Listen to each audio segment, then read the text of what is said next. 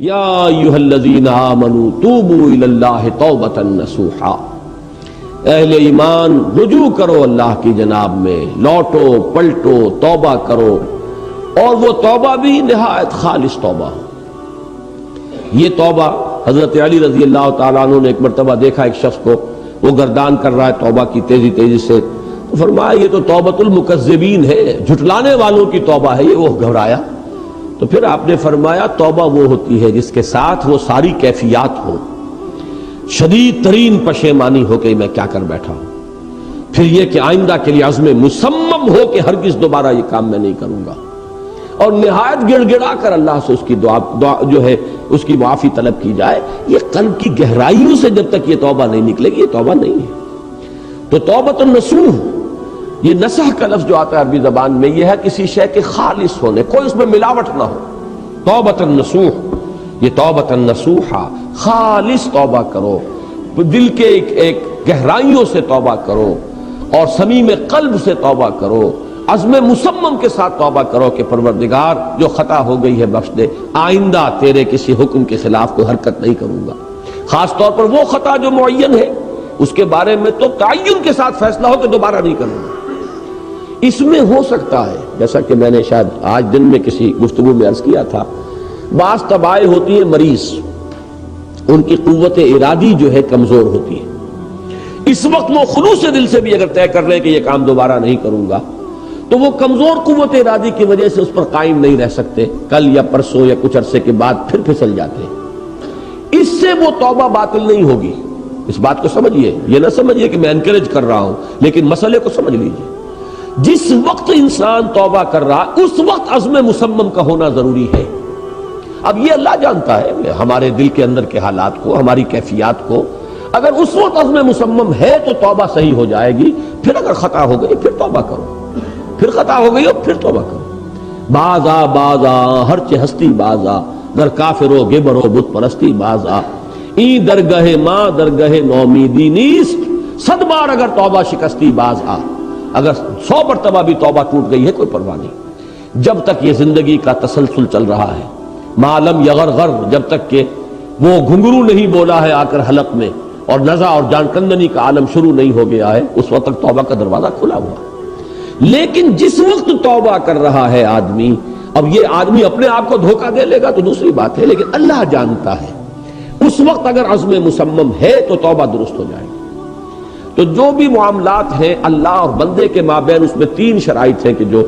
علماء نے معین کی ہے۔ ایک حقیقی پشیمانی، وہ پشیمانی جس کے لیے اقبال کا وہ شعر بہت مشہور ہے جو انہوں نے نوجوانی میں کہا تھا، اور داغ دہلوی اس مجلس میں موجود تھے جہاں علامہ نے یہ شعر پڑھا ہے، تو انہوں نے بڑی داد دی تھی کہ میاں اس عمر میں اور یہ شعر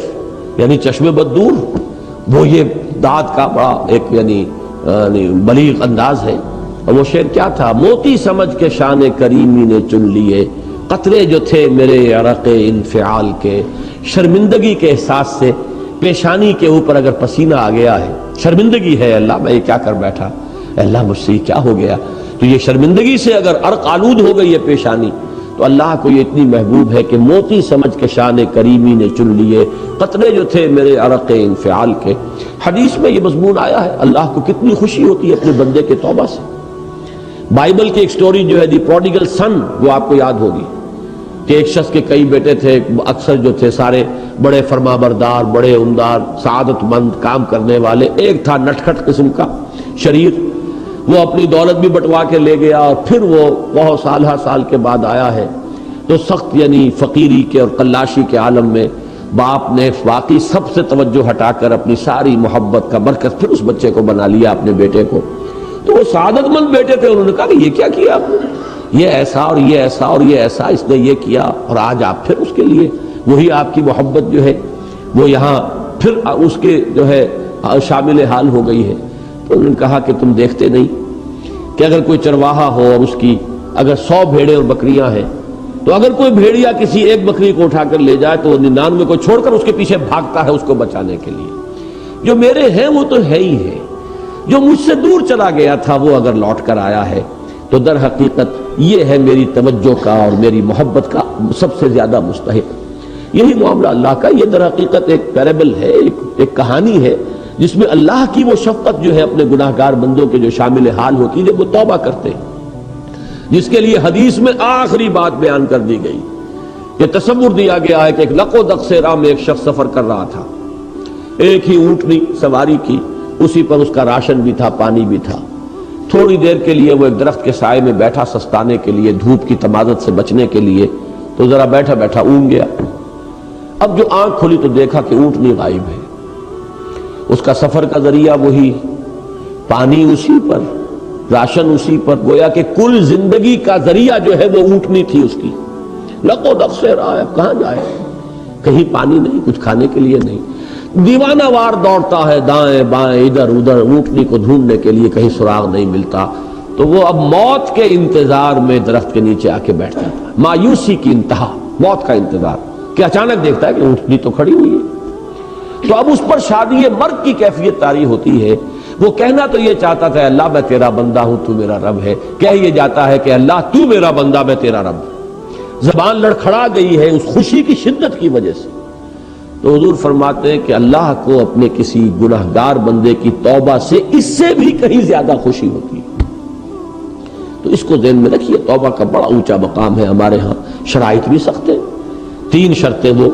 ایک عزم مصمم، ایک پشیمانی، حقیقی پشیمانی،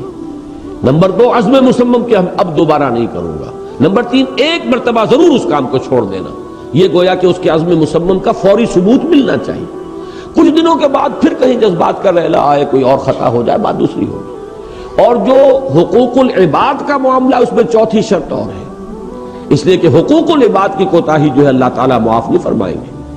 وہ تو وہی بندہ ہے جس کی آپ نے حق تلفی کی ہے، کسی کی غیبت کی ہے، کسی کی چغلی کھائی ہے، کسی پر تہمت لگائی ہے، کسی کا مال ہڑپ کیا ہے، کسی کو دھوکہ دیا ہے، کسی کی عزت پر حملہ کیا ہے، تو وہ تو وہی معاف کرے گا۔